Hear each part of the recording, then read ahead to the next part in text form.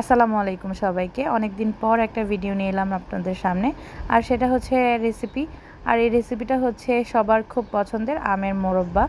আজকে আমি আমের মোরব্বা বানাবো, তাই ভাবলাম যে আপনাদের সাথেও শেয়ার করা যাক।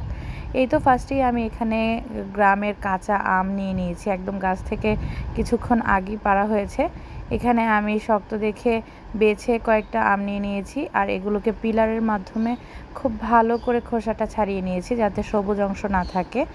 একটা কথা মাথায় রাখতে হবে, যখন আমরা নর্মালি মিষ্টি আচার দিব তখন আমের খোসা যত হালকা করে ছিলা যাবে, আর যখন আমরা মোরব্বা বানাবো তখন হচ্ছে একটু ভারী করে খোসাটা ছাড়িয়ে নিতে হবে।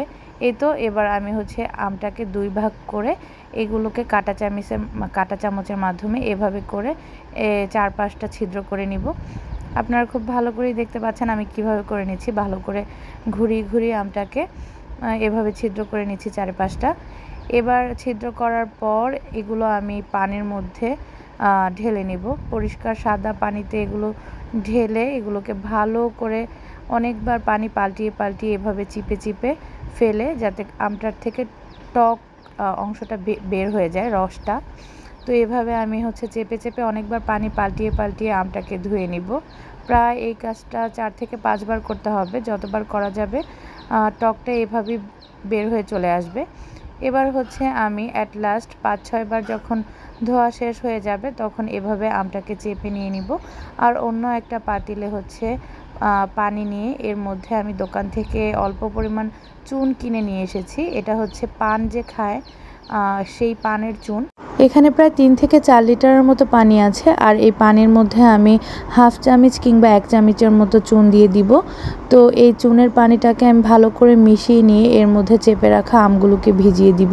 আমগুলোকে এই চুনের পানিতে আমি 1 থেকে 1.5 ঘন্টার মতো ভিজিয়ে রাখবো। আর চুনের পানিতে ভেজানোর কারণে আপনার আম থেকে টকটা বের হয়ে চলে আসবে আর আমটাকে টাইট করে ফেলবে, যাতে করে আমি যখন আচারটা বানাবো তখন আমটা যাতে ভেঙে না যায়। সেই কারণেই আমি 1 ঘন্টা থেকে 1.5 ঘন্টা আমটাকে এই চুনের পানির মধ্যে ভিজিয়ে রাখবো।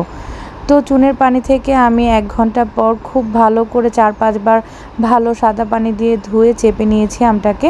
এবার অন্য একটা পাতিলে এখানে চুলায় আমি আধা কেজি পরিমাণ পানি নিয়েছি 1 কেজি চিনি একেবারে দিয়েছি এলাচ, দারচিনি, আর দিয়েছি প্রাণ ক্যান্টন ভিনেগার। এখানে আমি হাফ কাপ ভিনেগার দিয়েছি। আমি সবসময় এই ক্যান্টনের ভিনেগারটা ইউজ করি, এটা আমার কাছে অনেক ভালো মনে হয়। আর দিয়েছি তেজপাতা। এবার পানিটা যখন বলক চলে আসবে তখন এর মধ্যে আমি আস্তে করে সবগুলো আম দিয়ে দিব। চুনের পানি থেকে আমটা যখন উঠিয়েছিলাম তখন কিন্তু আমি প্রায় 4 থেকে 5 বার আমটাকে পরিষ্কার সাদা পানি দিয়ে ধুয়ে নিয়েছিলাম, যাতে আমের গায়ে চুনের কোনো পানি লেগে না থাকে।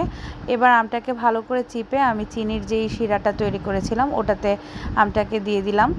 এভাবে আমি মিডিয়াম আঁচে রেখে চুলাটাকে প্রায় 20 মিনিট আমটাকে জ্বালিয়ে নিব। 20 মিনিট পরই আমটা আস্তে স্বচ্ছ হতে শুরু করবে, আর স্বচ্ছ হওয়া দেখেই বুঝতে পারবো যে আমটা প্রপারলি সিদ্ধ হয়ে গেছে। যখন আমটা সিদ্ধ হয়ে যাবে তখন হচ্ছে আমি চুলার আঁচটাকে একদম কমিয়ে দিয়ে আমি আমটাকে ঢেকে আরও 40 মিনিট এটাকে কুক করে নিব। 40 মিনিট পর যখন পানিটা 30 থেকে 20% নেমে আসবে, মানে শিরাটা ঘন হয়ে আসবে, এই পর্যায়ে আমি চুলাটাকে অফ করে সারা রাত এটাকে ঢেকে রেখে দিব। এতে করে কি হবে, রসটা ভালো করে আমের গায়ে ঢুকে যাবে আর খেতে অনেক মজাদার হবে। এভাবেই খুব ইজি প্রসেসে তৈরি হয়ে যাবে আমের মোরব্বা। আপনারা চাইলে বাসায় ট্রাই করে দেখতে পারেন। আশা করি রেসিপিটা ফলো করলে ইনশাআল্লাহ আপনাদের মোরব্বাটা ভাঙবে না আর খেতে অনেক মজা হবে। সবাইকে আসসালামু আলাইকুম।